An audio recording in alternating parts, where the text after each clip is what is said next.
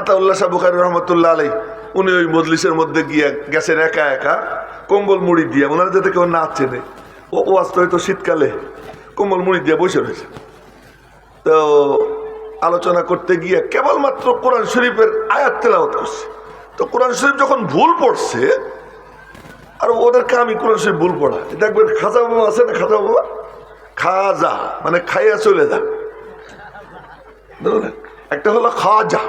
তো খাজা খুব সম্মানী, যেমন খাজা নিজামুদ্দিন আউলিয়া, ওনার কথা একটু বলতে চাইছিলাম কিন্তু অন্যদিকে চলে গেছি।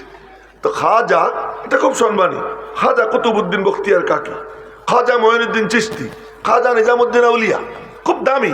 আর একটা হলো খাজা মানে খাইয়া চলে যা, কোনো কাম কুম করা লাগবে না।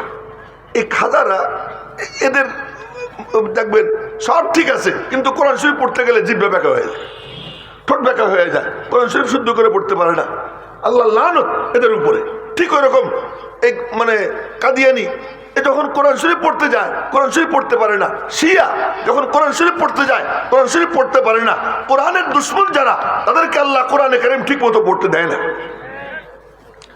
যখন কোরআন শরীফ পড়তে গেছে, তো আতাউল্লাহ শাহ বুখারীর কানে আওয়াজ গেছে, ভুল পড়ে।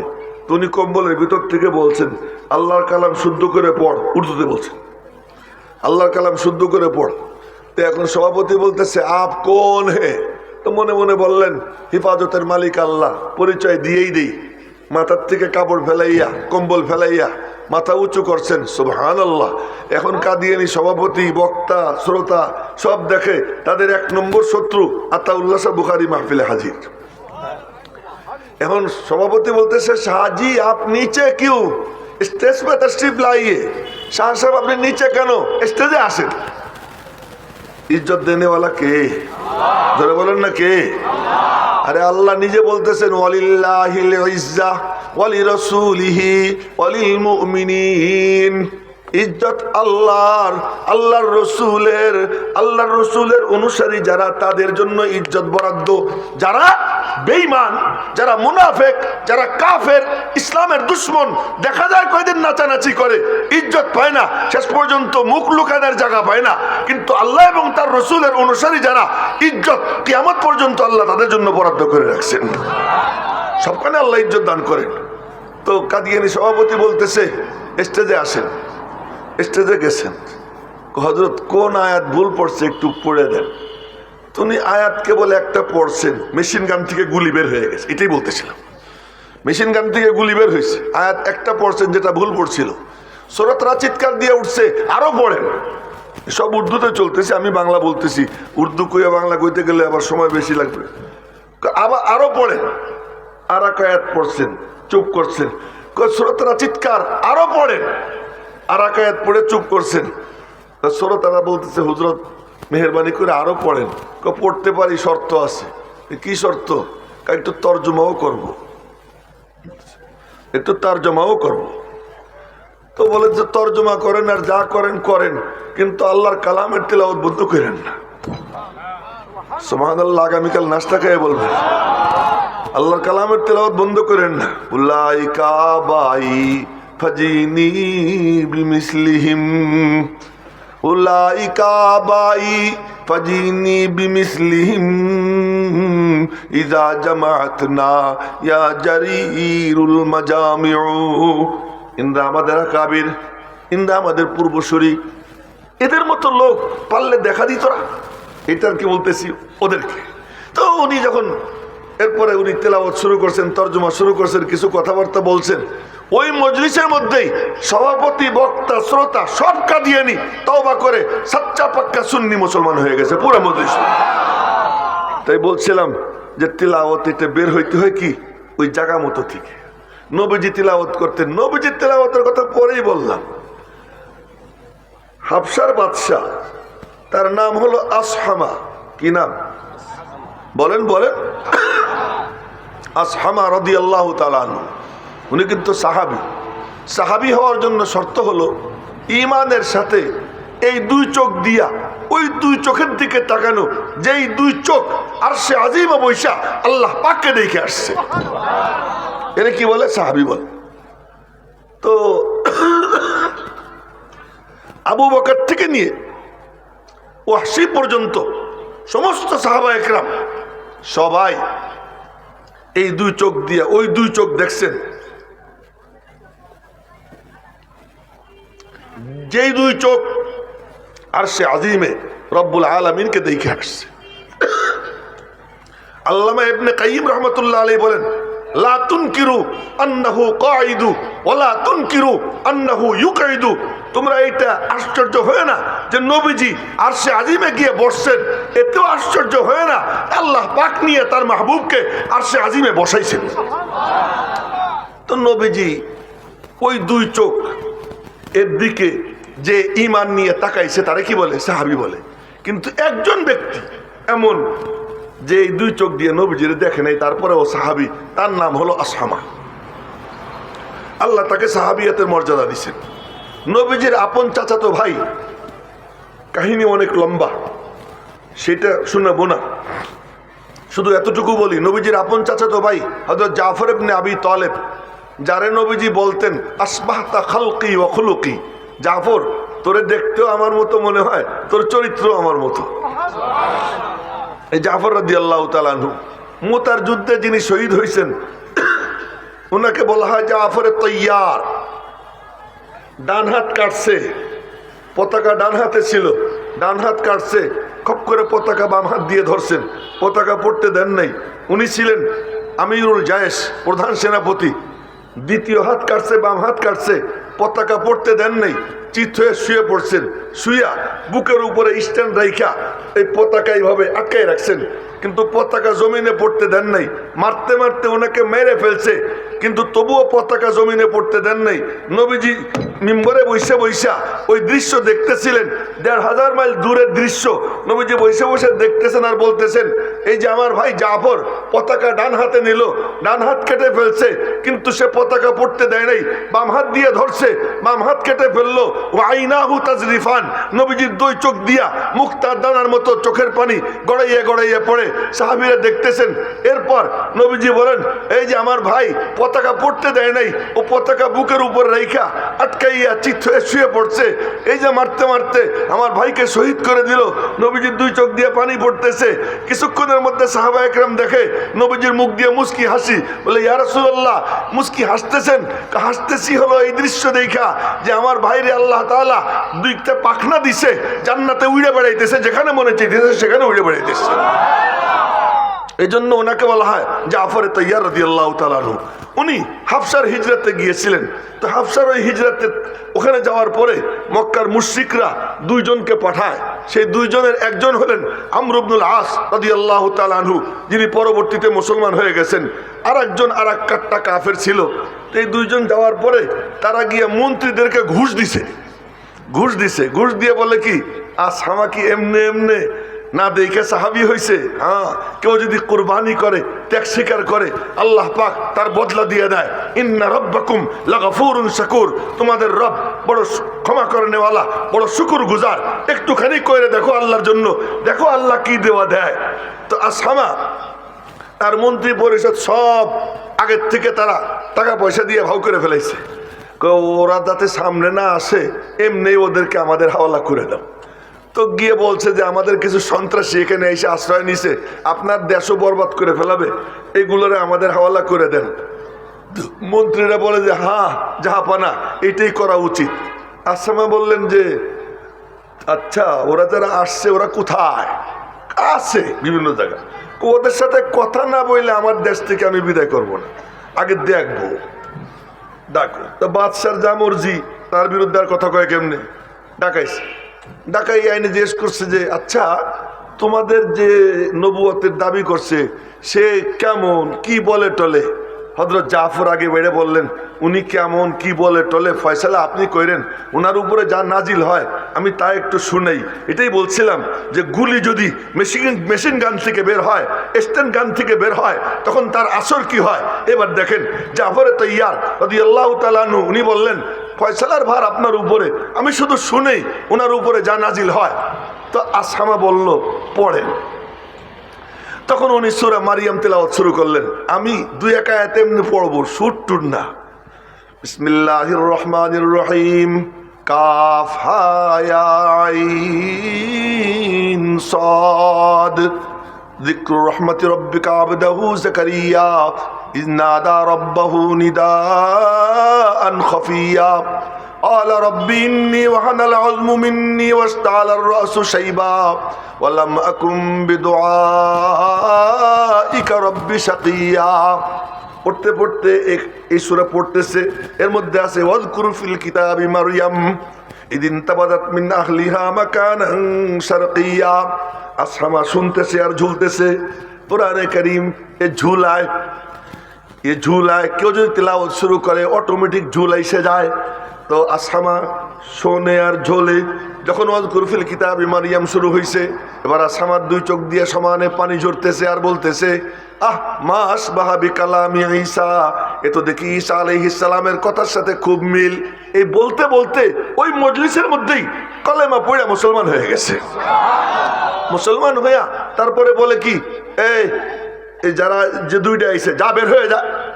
ঘুষ টুস দিয়ে তো মন্ত্রীকে রাজি করছিল, কিন্তু সেই ঘুষ টুস দিয়েও কোনো লাভ হয় নাই, দরবার থেকে বিতাড়িত হয়ে গেছে। ওখানে আসহামা কালেমা পড়ে মুসলমান হইয়া এরপরে বলে কি, শাগরেদ যখন এমন, না জানি উস্তাদ কেমন। দেখেন বলে কি, শাগরেদ যখন এমন, না জানি উস্তাদ কেমন। তো উস্তাদরা দেখার জন্য 22 70 জন পাদ্রী পাঠাইছে মদিনা শরীফ। তো বাসা 70 পাদ্রী মদিনা মুনাব্বরায় গিয়া নবীজির সামনে হাজির হয়েছে। বলে কি, আপনার উপর কি নাজিল হয় একটু পড়েন শুনি। নবীজি সূরা ইয়াসিনের তিলাওয়াত করছেন। ওই 70 পাদ্রী কাঁদতেছিল। ওই কাঁদতে কাঁদতে চোখের পানি দাড়ি দিয়ে পড়িয়া এর বুকে ভাসতেছিল। ওই অবস্থায় 70 জনের 70 জনই কলেমা পড়ে মুসলমান হয়ে গেছে। আমার বলার মাকসাদ হলো যে কোরআনে কারীম গুলির থেকে বেশি পাওয়ারফুল যদি এটা জায়গা মতো কোনো জায়গার থেকে বের হয়। আমরা কোরআন শরীফ পড়ি, কিন্তু আমি নিজে অমন না। ইন্না সামি'না কুরআনান আজাবা, কোরআন তো আজীব, কিন্তু পড়নেওয়ালা কিনা আজীব না। আজকে এই চেয়ারে আমরা যারা বসি, মাফ করে দিয়েন, উলামা ইকরামের কাছেও ক্ষমা চাইতেছি, কি তা হলো কি, সুর আছে নূর নাই, হুঙ্কার আছে পাওয়ার নাই, এমনি নাচানাচি হয়, নর্তন কুর্দন হয়, সুরের মূর্ছনায় সব মুগ্ধ হয়ে যায়, কিন্তু দিলের মধ্যে বাতি জ্বলে না। দিলের মধ্যে বাতি জ্বলে না। নবীজি তেলাওয়াত করতেন, তেলাওয়াত আলাদা একটা কি ছিল, ফাংশন ছিল, আলাদা একটা দায়িত্ব ছিল। তো বলতেছিলাম এই মিম্বরে বসা, এই অনুভূতি নিয়ে বসা, যে আমি কোথায় বসছি, মনে আছে কি বলতেছিলাম, আমি কোথায় বসছি, এই অনুভূতি থাকা। আমি যে বলবো আমার, যে আমি তো যেমন তেমন জায়গায় বসিনি, এখানে বসে নবীজি বসতেন। নবীজি আমাদেরকে লাইসেন্স দিয়ে গেছেন, তোরা বসবি, তোদেরকে আমি লাইসেন্স দিয়ে গেলাম। ওই লাইসেন্স দেওয়ার কারণে আমরা এখানে বসতে পারি। যদি ওই সিফাত অর্জন করতে পারতাম, তাহলে আমাদের অত চিল্লি লাগতো না, এমনি বসে থাকতাম, কিছু আয়াত সাদামাটা তিলাওয়াত করতাম, কিছু হাদিস সাদামাটা ভাবে বলতাম, বানাইয়া সানাইয়া কায়দা কুয়দা কইরা এরকম খুব করে পেশ করার দরকার ছিল না। সহজ সরল ভাবে আল্লাহ পাকের কালাম তিলাওয়াত করলে ওই কালামের তিলাওয়াতই দিলের মধ্যে নূর পয়দা করে দিত। কিন্তু আজ কোরআন তো আজীব, কোরআনওয়ালারা কিনা আজীব না। আমি বলছিলাম আপনাদেরকে যে আমি এখানে বসা, আমারও ওই অনুভূতি দরকার, আমি কোথায় বসা। আপনাদেরও অনুভূতি দরকার যে আপনারা কোথায় বসা, আপনারা কোথায় বসা। আমার অনুভূতি দরকার, আমি কে। আপনাদের এই উপলব্ধি দরকার, আপনারা কারা। নিজেরে চেনা ফরজ, ওয়াজিব। অহংকার করা হারাম। আমি ইয়াহিয়া মাহমুদ, আমার এই উপলব্ধি থাকা যে আমি নবীজির রেখে যাওয়া চেয়ারে বসছি, এই উপলব্ধি থাকা আমার জন্য ওয়াজিব। কিন্তু আমি এখানে ওয়াজ করতে বসছি, এই ভাব মনের মধ্যে হারাম। দেখেন নবীজি তার মতো এত বিনয়ী আর কেউ ছিলেন না। আল্লাহ পাকের কাছে উপরে উঠার একমাত্র সিঁড়ি বিনয়। যার যত বিনয় সে তত উপরে উঠবে। এই জন্য নবীজির পরিচয়টা কি, আল্লাহ যখন সবচেয়ে উপরে নবীজিকে নিয়ে যাইতেছে তখন কি, সুবহানাল্লাযী আসরা বিরাসূলিহি, সুবহানাল্লাযী আসরা বিনবিয়িহি, সুবহানাল্লাযী আসরা বিসাইয়্যিদিল মুরসালিন, না না না, বিশাফিল মুজনিবিন না, সুবহানাল্লাযী আসরা বিআবদিহি, এটা তো রজব মাস। সুবহানাল্লাযী আসরা বিআবদিহি, কি আজীব কারনামা আঞ্জাম দিলেন আল্লাহ, মহান পবিত্র আল্লাহ। সুবহান, আজীব কারনামা আঞ্জাম দিলেন আল্লাহ তাআলা। ওই মহান সত্তা যিনি নিয়ে গেলেন রাত্রিকালীন ভ্রমণে, রাতের বিশেষ এক অংশে তার বান্দাকে, দেখছেন কাকে? তার বান্দাকে, তার গোলামকে, আমার সবচেয়ে বড় গোলাম আমার মাহবুব মুহাম্মদুর রাসূলুল্লাহ সাল্লাল্লাহু আলাইহি ওয়াসাল্লাম, জোরে বলেন না সাল্লাল্লাহু আলাইহি ওয়াসাল্লাম। সবচেয়ে বড় গোলাম যেহেতু, এজন্য আলী মাকাম তার, সবচেয়ে বড় গোলাম তিনি, এজন্য বড় মাকাম তার। কত বড় মাকাম! এই মাকামের ধারে কাছেও কেউ যাবার পারে নাই। আরশে আজিমে নিয়ে বসাইছেন। আরশে আজিমে নিয়ে বসাইছেন কেন? সবচেয়ে বড় গোলাম, এজন্য সবার ঊর্ধ্বে আল্লাহ তারে উঠাইয়ে নিয়ে গেছেন। আবদিয়াত, বিনয়। বিনয় এটা হলো উপরে ওঠার সিঁড়ি। কথাটা মনে থাকবে, কি বললাম? যে বিনয়, নম্রতা, এটা উপরে ওঠার সিঁড়ি। এজন্য আল্লাহ পাকের হুকুম কোরআনে কারীমের মধ্যে, ইয়া আইয়ুহাল্লাযীনা আমানু, ও ঈমানদার বান্দারা, ইরকাউ, ঝোঁকো, ওয়াসজুদু, কপাল জমিনে ঠেকাও, আমার কদমে ঠেকাও, ওয়াবুদু রাব্বাকুম, সচ্চা পাক্কা গোলাম বানো, আফআলুল খায়র, আমার যা পছন্দ ওই কামগুলো করো, লাআল্লাকুম তুফলিহুন, তোমাদের টেনশন করতে হবে না, আমি আল্লাহ কোলে কইরা উপরে উঠাইয়া জান্নাতে পৌঁছে দেব। উপরে উঠার সিঁড়ি এটা হলো কি? বিনয়। যার মধ্যে যতটা বিনয় তার মাকাম কি তত উপরে। এই জন্য একটা হলো বিনয়। নবীজির থেকে বিনয়ী কেউ ছিলেন না। নবীজি বলতেন যে লা তুতরুনি কামা আত্রাতিন নাসারা, তোমরা আমার ওইরকম পাম দিও না যেমন খ্রিস্টানরা ঈসা আলাইহিস সালামরে পাম দিছে। খামাখা প্রশংসা করতে করতে আল্লাহর বেটা বানাইছে, আল্লাহ বানাই ফেলাইছে। আমারে তোমরা ওইরকম করো না। আবার অন্যখানে বলেন লা তাকুলু আনা খায়রুম মিন ইউনুস ইবনে মাত্তা, তোমরা বইলো না আমি ইউনুস থেকে ভালো, এ কথা বইলো না। আর এক হাদিসে বলেন কি, সুবহানাল্লাহ, লা তুফাদ্দিলুনি বাইনাল আম্বিয়া, নবীদের মধ্যে তোমরা আমারে বইলো না যে আমি সব নবীর থেকে ভালো, এরকম বইলো না। এইগুলো নবীজির এক ভাষা। আর এক পৃষ্ঠে দেখেন নবীজি বলতেছেন আনা সাইয়্যিদু ওয়ালদি আদম ইয়াউমাল কিয়ামা ওয়ালা ফখরা, আমি বনি আদমের সর্দার হব কিয়ামতের দিন। এটা কোনো অহংকার করতেছি না, বাস্তব বর্ণনা করতেছি, বাস্তব কথাটা তোমাদেরকে শুনাইতেছি। ওয়াবিয়াদি লিওয়াউল হামদি ইয়াউমাল কিয়ামা ওয়ালা ফখরা, আমার হাতে আল্লাহ পাকের প্রশংসার পতাকা থাকবে কিয়ামতের দিন, কোনো অহংকার করে বলতেছি না। ওয়া আনা আউয়ালু শাফিঈন ওয়া আউয়ালু মুশাফফাঈন, আমি প্রথম সুপারিশ করব, সর্বপ্রথম আমার সুপারিশ গৃহীত হবে আল্লাহ পাকের দরবারে। কি আজীব আজীব কথা বলতেছেন! একদিকে বলতেছেন এক কথা, এদিকে আর এক, বলে এটা কি? দ্বিতীয়টা বললাম এটা আমার আত্মপরিচয়, আমার আল্লাহ এটা এই মাকাম দান করছেন, এটা তোমাদের জানা থাকা দরকার। তো আত্মপরিচয়, আত্ম উপলব্ধি এটা ওয়াজিব। আর অহংকার করা কি? হারাম। হযরত ওমর রাদিয়াল্লাহু তাআলা আনহু তাওরাত পড়তেছেন, তাওরাত। আবু বকর সিদ্দিক বসা, নবীজির চেহারার দিকে তাকাই দেখেন নবীজির চেহারা রাগে অগ্নিশর্মা। হযরত আবু বকর বলেন, ওমর চেহারা দেখছো? হযরত ওমর নবীজির চেহারার দিকে তাকাইয়া সাথে সাথে ভয় পেয়ে গেছে, তাওরাত বন্ধ করে এরপরে হাঁটু গাইড়ে বৈশা এখন বলতেছেন রাদিতু বিল্লাহি রাব্বা ওয়া বিল ইসলামি দীনা ওয়া বি মুহাম্মাদিন নাবিয়্যা, আল্লাহ থাকতে আর কোনো রব দরকার নাই, আল্লাহ থাকতে আর কোনো রব দরকার নাই, ইসলাম পাওয়ার পরে অন্য কোনো দিন আমার দরকার নাই, আপনারে পাওয়ার পরে আর কারো দিকে তাকানোর দরকার নাই। এই কথা বলতে বলতে নবীজির রাগ পানি হয়েছে। রাগ পানি হওয়ার পর নবীজি এরপরে বলেন, ওমর তুমি তাওরাত পড়ো, তুমি জানো আমি কে? লাউ কানা মূসা হাইয়ান, যদি মূসা জিন্দা থাকতেন, লামা ওয়াসিয়াহু ইল্লা ইত্তিবাই, তাহলে মূসার আমাকে অনুসরণ করা ছাড়া কোনো গতি ছিল না, সেও তোমার মতো আমার শাগরেদ হইতো। এটা হলো কি? আত্মপরিচয়। আত্মপরিচয় এটা ওয়াজিব, অহংকার করা কি? হারাম। আজকে আমি আপনাদেরকে বলতেছি যে আমি ইয়াহিয়া মাহমুদ এখানে বসছি, আমার নিজের চেনা আমার দরকার, আমি কোথায় বসা। আপনারা যারা নিচে বসা আপনাদেরও উপলব্ধি থাকা দরকার, আপনারা কোথায় বসা। আপনারা জান্নাতের বাগানে বসা, আমি নবীজির মিম্বরে বসা। এখান থেকে যে কাম তখন হয়তো এখনো সেই কাম হবে। শর্ত হলো কি, আমি যেন আমার শর্ত পূরণ করি, আপনারা যেন আপনাদের শর্ত পূরণ করেন। আমার শর্ত ইখলাসের সাথে আল্লাহর দিকে তাকাইয়া আল্লাহর সন্তুষ্টির জন্য নবীজির রেখে যাওয়া মিরাস এই চেয়ার থেকে বন্টন হয়, এই জজবা নিয়া আমার বসা। আর আপনাদের এই চিন্তা করা যে এই মিম্বরের সামনে আদব নিয়ে বসলে, দেলের মুখ খুলে দিয়া দেলের কান দিয়ে শুনলে আল্লাহ পাক সিনার মধ্যে হেদায়েতের নূর পয়দা করে দিবে। এই জজবা নিয়ে বৈশা ওলামা ইকরামের কথা শুনবো ইনশাআল্লাহ। আল্লাহ তাআলা আপনাদেরকে মাহরুম করবেন না, আপনাদের সিনায় আল্লাহ পাক হেদায়েতের নূর দান করে দিবেন। আর আমাদের এই বলা কওয়া সব হলো ডেকোরেশন, বাকি দেনেওয়ালাকে আল্লাহ।